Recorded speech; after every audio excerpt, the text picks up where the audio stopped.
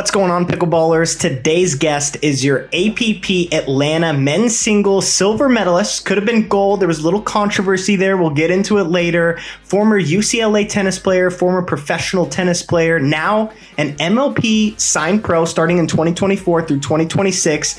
It's just a great day to be Roscoe Bellamy. What's up, man? How's it going? Thanks so much for having me. No problem, man. Pleasure to have you on. So right off the rip, you come from kind of a lineage of fantastic tennis players, pickleball players. Who is the best Bellamy? I would say results-wise, probably my mom. I think she's kind of led the movement in tennis and pickleball in the family. She started originally as a professional tennis player, or collegiate tennis player first. She won the NCAAs her freshman year in college, and then went and played on the tour, professional tennis for a while, did great. And then, I guess, what is it? 20, 30 years later, now she's playing pickleball, and that's kind of what got me and the rest of my family to start playing. Fantastic. And she went to USC. You went to UCLA. Was that a hard decision to make for you going to UCLA when the rivalry between UCLA and USC is so strong? I would say, I get asked that a lot, but in general, I would say it's mostly just like wanting to stay in LA. So, you have two great options, which are UCLA and USC. My mom went to USC for tennis for 1 year, then turned pro, and then she finished at UCLA and then went to law school at UCLA. So I would say there's not, too much of a rivalry there. My older brother played tennis at USC, and then my other older brother played tennis at UCLA with me. So yeah, it's not, there's not too much of any rivalry there. So all right, fair enough, because my dad's from Ohio. He's an Ohio State fan. If I went to Michigan, I might be disowned. So I'm glad you're not disowned from the family. Well, my mom's from Ohio as well, so. Oh, really? What part? Yeah. She's from Dayton. Oh, same with my dad. Oh, awesome. There we go. It's a trip, man. Yeah. So how did you get started into pickle? I know you kind of talked about your mom getting the gang in, but how did you personally get started? Yeah, so originally I played tennis at UCLA, like you said, and my senior year I was kind of, getting ready to head off to some futures, which are kind of like the starter level professional tennis. I found myself, dealing with quite a bit of injuries in tennis. It's super stressful on the body. Had 2 hip surgeries my senior year in college, and I still wanted to give it a go. I still wanted to follow my dream and play professional tennis. After those hip surgeries, I rehabbed for about a year, and then right when I was getting ready to go travel to some futures, my mom kind of put a pickleball paddle in my hand and was just like, just give it a try for a little bit. Just play like 2 months, and if you don't like it, you can always go play tennis. And so I did, and yeah, I just right from the start, I think as a lot of tennis players, you just love it. It's fun, it's similar, but it's very different at the same time. You can use a lot of your racket skills and they translate over nicely. But so yeah, that happened. I kind of got situated in a nice community of LA players, and we, would go play, and then we'd go hang out, we'd go eat. And I think that kind of community also kind of, made me keep playing. And then, 9 months later, here I am. So it was 9 months ago that you basically picked up a paddle and started? Yeah, I think the first time I played, the first time I really played, was in December of 2022. I played still with kind of like a little bit of a messed up hip, and we were on a family vacation, and I played in Hawaii. Funny enough, we had like Paris Todd, the Johnsons, Shelby Bates, a few other people with us on that vacation. And so I was surrounded by some good players. And I remember coming out there and losing to a few of them and just getting a little competitive, right off the bat. And but I had so much fun. We'd wake up in the morning and everyone would be like, oh, let's go surf, let's go do this. And I was like, I want to go play pickleball. It was my second time playing. And then in January, I was like, okay, I'm actually going to try and play a little bit more. So I started practicing with some friends. And then I would say by February, I was like, all right, I want to, meet some other players and start to really practice or train, I guess. And and that's when my mom kind of got me hooked up with guys like with Doug Ellen, Wes Burrows, and a lot of that LA kind of pickleball community, and that's pushed me even further. In March, I started playing, or I was gonna play my first tournament. I was gonna play the Mesa APP. About 2 weeks before, I got a text from Matt Menace. He called me. I remember it woke me up, and I had met him like once or twice, and I didn't even have his number saved. And I got a call, and I answered it, and he's like, "Hey, what are you doing this week?" And I was like, "I'm supposed to go play like the Mesa APP, like my first tournament." And he's like, "Okay, well, what do you think about going to Florida and playing in an amateur event?" He's like, "The winners get, I think it was like $10,000, and you get to play a match against Andre Agassi and Andy Roddick." And I was like, "Yeah, that could be cool." And I kind of talked it over with my family a little bit, and they're like, "Yeah, like 100% you should go." So I called him back, and I was like, "Fine, I'm in. Like, I'll postpone my first pro tournament till a little bit later on." We played that tournament. We won it. So the reason it was an amateur tournament was like there was a cap on the duper rating. And I didn't have a duper at the time. I never played a match. And Matt's really good. And so he definitely guided me. Like I think the first match we played, I got like 4 foot faults. I served before the ref called the score. I literally was piecing it together as we went, and then we were down match points in a match, and then we ended up winning it. And after that, and then we ended up playing Agassi and Roddick. We beat them too in front of a ton of people. And I was like, I love this sport. This is awesome. So May came. I played my first pro tournament, and yeah. So I saw on your Instagram, like that's one of like your first posts, I feel like, which, didn't happen that long ago. But yeah, it was you and Matt holding up a little 10K winner's check. Yeah. I mean, it was a really cool experience. Honestly, tennis and pickleball combined, that's got to be up there and, the top 3 of just coolest experiences. It was honestly, I wasn't expecting to win it. I wasn't expecting to have it be this insane experience. I knew it was going to be fun and cool, but I was just I hope I can not let Matt down. and yeah, it was great. It was the best time ever. I met a lot of great people, and it just kind of pushed me more towards pickleball and got me thinking okay, maybe I really want to do this and give it a shot for longer. Because at that time I wasn't even sure if I was going to go back to play tennis or not. And so then after that amateur tournament, when was your first professional tournament? My first professional tournament was then in May. I think it was the end of May or maybe middle of Classic. May. Yeah, the one in Cincinnati. I had family in Cincinnati, so I was like, this is a perfect one to go play. Right. My mom was going to go play it, so I just hopped on a plane with her, went and played it. So you made a deep run there, or pretty solid. You got 2 wins in the winners bracket, maybe pieced together a couple in the loser or the opportunity bracket. So did you kind of know, no doubt I belong with these guys? Was that kind of reaffirming in any way? Yeah, I was surprised. I mean, I think that kind of I knew Hunter and Yates were going to be there, and those were kind of, some of my childhood friends. They're 5 or 6 years older than me, but they were really good friends of my older brother, Robbie. So they traveled with him a lot to play tennis, and they've just been longtime friends of ours. So I'd kind of been keeping track of how they were doing, and I was just excited to see them. And we practiced the day before the tournament started, and I was able to hang with them. So I was like, okay, maybe, I'll do decent. I had to play qualifying that next morning, 7 a.m. It was not easy. I played 2 solid players actually in qualifying. One of them, this kid, Parker Dyer, who's been doing well after that. And then I played Grant Bond first round, who's a great buddy of mine. I just played some doubles with. Yeah. Took him out, got to meet him too.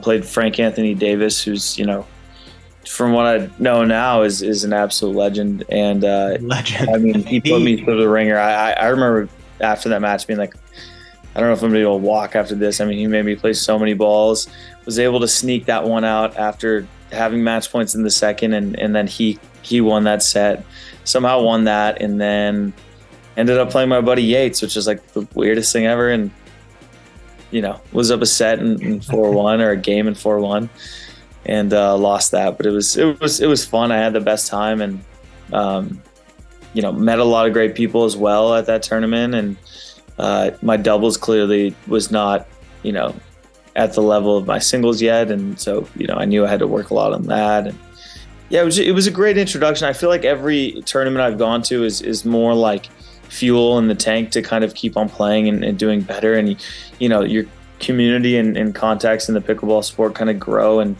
you really feel like you got friends in the sport, and it's a really fun thing, I think. So you started there in Cincinnati, and then were you already kind of deciding like, hey, I'm giving this a shot, or were you still kind of on the fence at that moment? I didn't know anything at that time. I mean, honestly, I don't even remember. It kind of feels like a little bit of a blur. Having to kind of, I mean, I didn't have to, but stopping tennis, which was something that I did my entire life, was not easy. And it's kind of like giving up on a dream that you just always thought was going to be true from day one. And, I had an amazing tennis career. I'm so happy with how it went. And, it's definitely set up a life that I loved. But yeah, I think I was still kind of dealing with, like, I remember like not even being able to like hear about tennis or watch tennis. I was like, I can't even, like, I just wanted it out of my brain. And so I think doing well in that tournament helped me kind of be like, all right, like maybe like, this is like kind of something new. And like I said, just a little more fuel to the competitive juices and to the idea that, okay, maybe this could be a real thing. So, yeah. So once you kind of decided to make pickleball a real thing, what has the grind been like? Like, what do aspiring pros, or what did you do in order to kind of not necessarily make that next step, because you already are at that next level, at the pro level, but just what's the grind been like to go from maybe a lower level pro or just starting out to where you are now? Like, what's the grind like? The grind is definitely getting more intense, and I think that's for everyone. Just from the time I started till now, you see a lot of really good players coming in the sport. Similar to me, a lot of people have a tennis background. I think most players in this sport have somewhat of a racket sport background. But it makes you dig your feet in a little bit more and kind of say, all right, I can't just go out and play. I got to drill a little more. I got to work on things. And I think that's actually a really fun part of it, because I played 20 years of tennis, and it's like I feel like I already knew everything, and it was more just dialing in stuff. Pickle, it's like every day I play, I feel like I learned something new. Whether it's, a different way to hit my drop, or, how to have a more consistent drive, how to take, more balls out of the air, how to get into the net quicker. Like, there's just, so much that you're still learning, and the sport's always growing as the games are changing, the technology of the paddles and the ball and everything is getting better.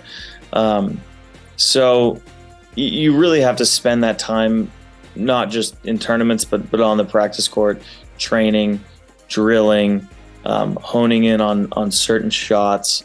I think a lot of fitness is starting to come into it, whereas, like I said, the ball speed's getting faster, the paddles are getting stronger. So, you have to be able to adapt to, people hitting bigger. And so I think it takes a little more of a toll on the body. So I think dialing the fitness is important these long days too. In general, the grind is just day in, day out. It's not something that I think people are going to be able to just take lightly. If you want to be a pro player, I think it's going to be one of those things that's going to be like, hey, this is a full-time gig, and I'm ready for that. I think I like that. I want to be able to put in the work, and I think it's fun. And so what does your pickleball schedule or training schedule, weights, whatever it is, outside of pickleball, but what does that look like Monday through Friday or Monday through Sunday? So this is something I've been messing around with a little more, my pickleball schedule, but the last 7 of the 9 of the last 9 weeks, I've been on the road. So it's not like I've really been able to have like a training block like you would maybe in tennis or in a lot of other sports. I mean, tennis is a full calendar year as well, but I just feel like these last 7 weeks I was getting a lot of good practice and match experience. Now I have a little break. I thought I was going to have like 3-4 weeks at home. I think tomorrow I'm leaving to Idaho, and I just got back like 2 days ago. I'm going to go train with Tyson McGuffin for a few days up there. He just hit me up yesterday, and I was like, all right, get to train with one of the best. Like I'm going to go do that, especially if I'm doing this full time and taking it super seriously. Also, when you play like with people like that, I think you learn a lot too. So it's important.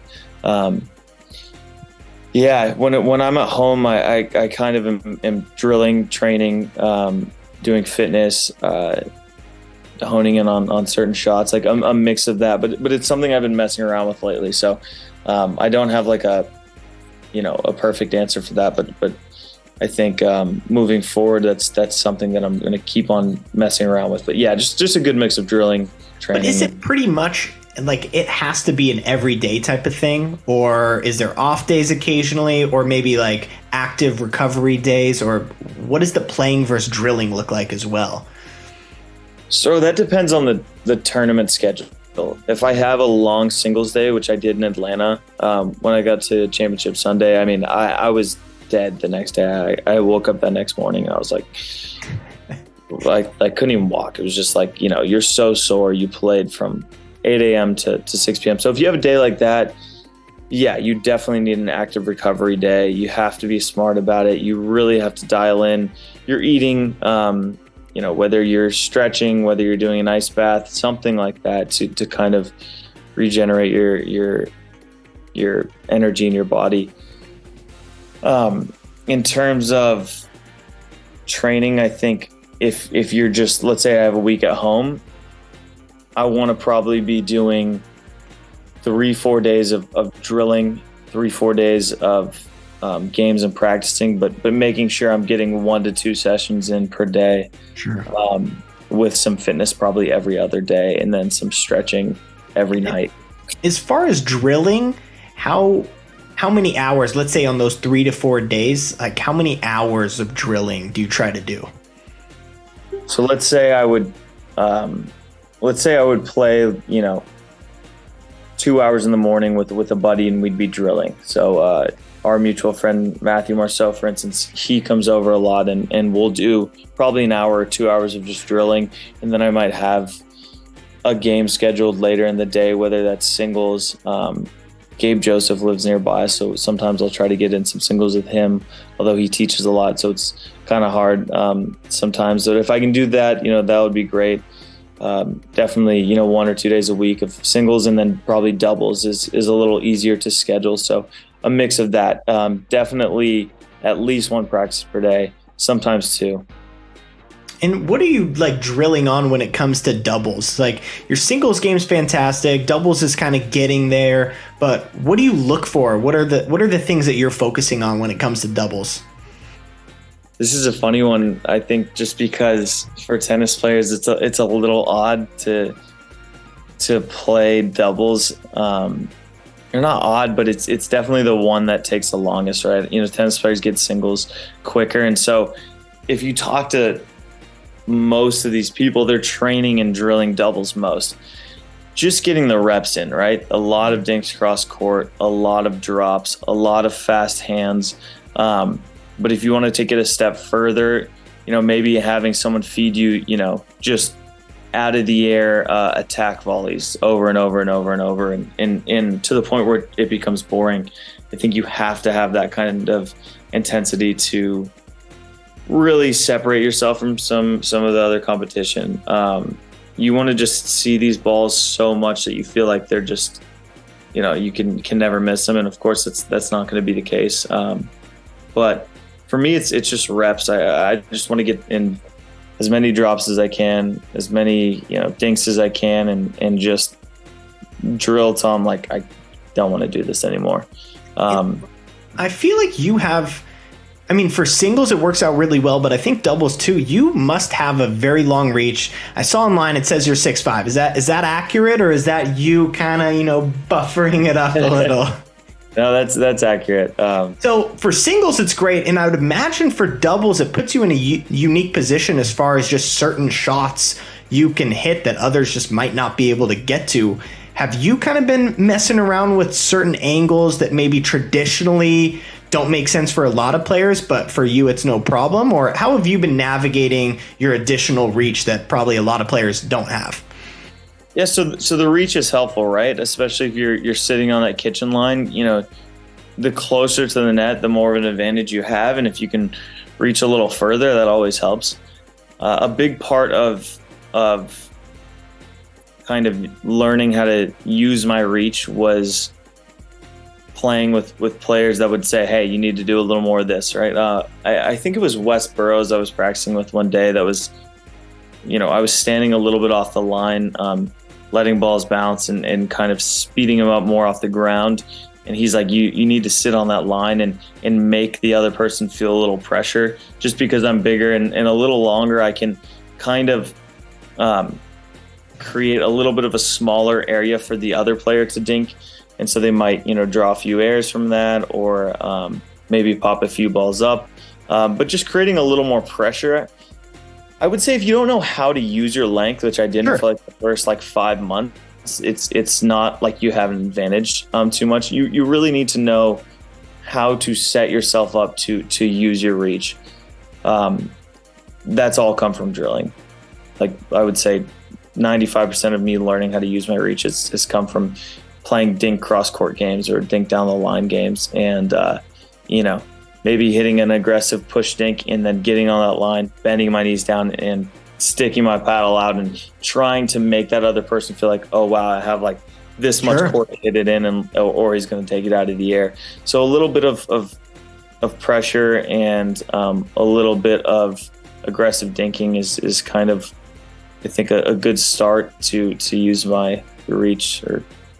It's been a process. I remember playing years ago with Jeff Warnick, and I feel like, one, I was never near his level, so he's already got a huge advantage just being that he's a better player. But I felt like when dinking or even hitting third shot drops, if I didn't hit it perfectly, and also he holds the paddle a little untraditionally, but if I didn't hit it perfect, it's like he could do so much with it. I mean, do you feel like that's the type of pressure that you want to have against the other against your opponents?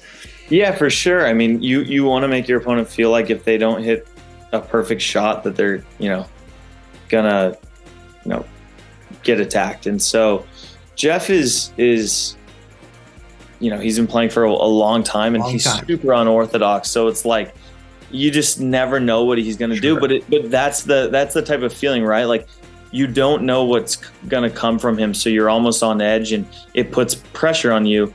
And everything's so unexpected that you second guess yourself. And so if you can do that with your that's what I'm trying to work on is a little more of that deception that Jeff does so well. But yeah, I mean, good players know how to kind of make their opponent feel like that, and it's not like they're just getting or attacking from those positions, but they're drawing a lot of airs too. So I think it's a mix of that, and anything you can incorporate into your game that can kind of get you some more points. I think just kind of builds and builds and builds until you got a nice well-rounded game. So. And does your height and reach ever create problems for yourself in doubles? Like, is it more likely that you get jammed or anything like that, or it's pretty much always an advantage? I think bigger players have trouble getting out of the way for speed up. So, if you are a bigger player, or, at least for me, going at the body a little more, if there's a ball that's going to sail long, you might have a little trouble getting out of the way. So I think there are some disadvantages as well. I was watching that match back in the finals of the Atlanta APP, and I just kind of noticed myself not getting low enough, and I think that's probably from my height. Just I feel like I'm low, but in retrospect to other players, like I need to be sitting a little lower than the normal person. It gets you stuck on some dinks sometimes. So being aware of that is helpful. But yeah, there's some trickier situations having a little more length. But for the most part, I think there's more advantages to it. Sure, I believe it. I'll never get to experience it, but I'll believe it. So speaking of Atlanta APP, obviously the call of the match, everyone was talking about it. 5-6 ball game, and Medina Alvarez clearly misses on his serve. He challenges it. I don't necessarily mind that, but how does the ref confirm his challenge? How does that happen? Yeah, I mean, it was for a second there, I think I was like, am I crazy? I could have sworn I saw the ball, a couple inches out, and so when I got overruled, I was just surprised. But part of it is you're on the live stream, and I'm like, okay, you don't want to make a bad call, but at the same time, I'm like, God, I'm so confident the ball was out, and then I got overruled. So looking back on it, I'm glad I was right, and it happens. It's Sure. It's just part of the game. Of course, I know a lot of people have been kind of stepping in and saying they gotta get challenge systems. They gotta have more policies in place to make sure that doesn't happen. And yeah, it sucks when it happens against you, but looking back on that match, there were a lot of things I could have done better to make the score, closer and give me the edge. I think the 1 point definitely hurt my momentum. I think I lost 8 of the next 9 points or something like that. So yeah, of course it threw my momentum off. I won, I think I was on a 5-point or 6-point win streak there. Yeah, 5-point win streak there. So it is what it is. I think you're right. I think it is what it is to a certain extent. Those calls happen, or those things in games happen, no doubt about it. But I think what shocked me the most was that the ref overruled the call, because from what I've understood pretty much ever, if the ref can't see it, the ref can't make the call. And from that angle, that side of things, you can't make that. You can't make it, I think. Yeah. I mean, looking back on it, it was clearly a mistake. And I think the biggest kind of critique was the ref was standing on the side of the court where he couldn't, if the line's here, the ball's here, he's over here, so he can't see that space anyways. And so maybe that's why he thought it was in, but and realistically, same was Medina Alvarez. He was on the side of the court where you can't see the space between the ball and the center line. Most likely. I don't think he was completely on the center line where he had a good look at it. Not a bad challenge. I can't blame him, but the ref overruling it, it's eesh.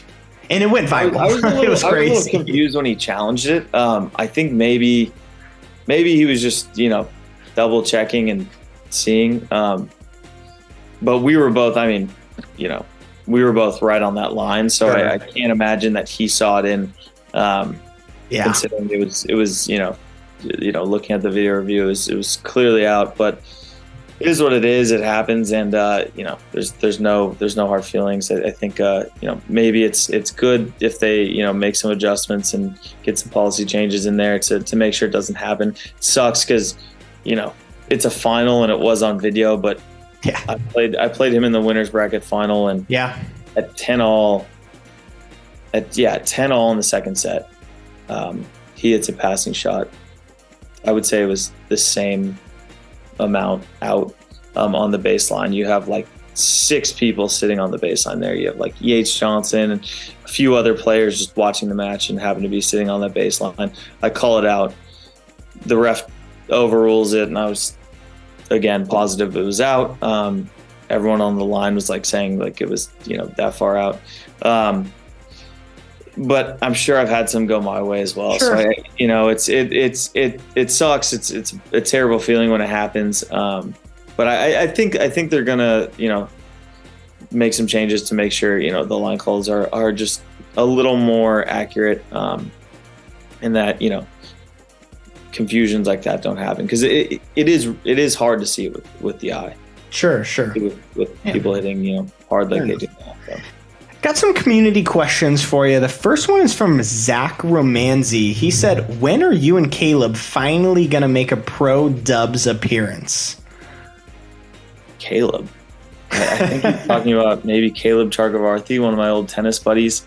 Maybe there's someone else named Caleb. Yeah, I think it's Caleb Chargavarthi. If it is, man, I hope that would be so fun. Yeah, Caleb was one of my really good friends in tennis, so that would be really fun.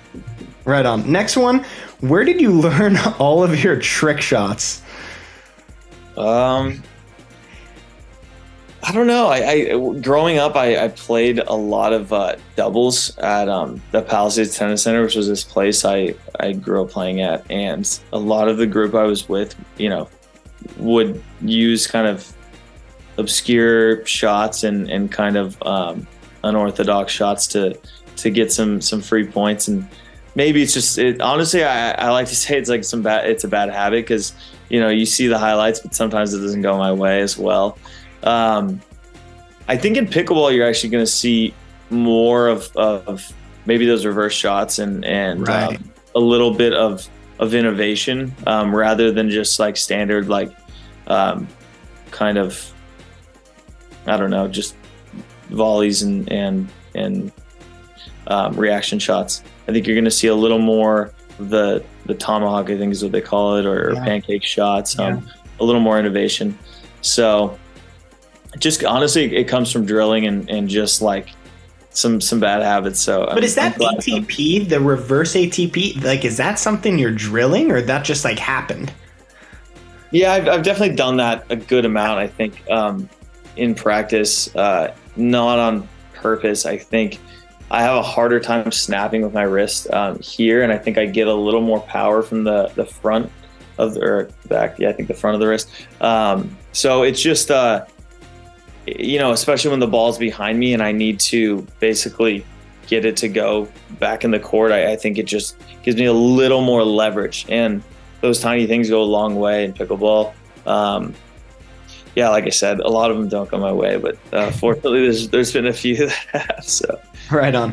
Last one for you. This is from Matthew Marceau. I'm going to tone down the language, just one word. My 5-year-old cousin might be watching, and probably not. But have you ever felt like you may crap your pants mid-match due to nerves? No, I've never felt that. But I'm sure Matthew has. So probably. I think he's speaking from experience. We've drilled a lot in practice.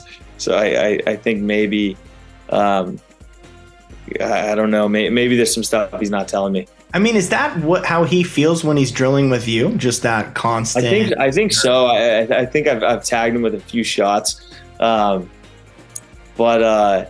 yeah, I mean, Matthew's an interesting one. I think he's got this buddy named P-Train. I don't know. Do you know P-Train? Yeah, I know P-Train. Yeah, and so I think I don't know what's going on in their practices, but maybe they're discussing some of that stuff. So could be anything for them to get an edge or try to alleviate those symptoms for them. I mean, if it's I mean, it sounds very Matthew-like. So. Right on. All right, Roscoe, that's all. Let's wrap this up. Where can people find you, and what could they look forward to next? Oh, what can they look forward to next? I think my next tournament is going to be nationals. So that will be in November. Like I said, I get a little bit of time off, which is nice. Especially after, I think it was like 6 tournaments I just played. Train a little bit. So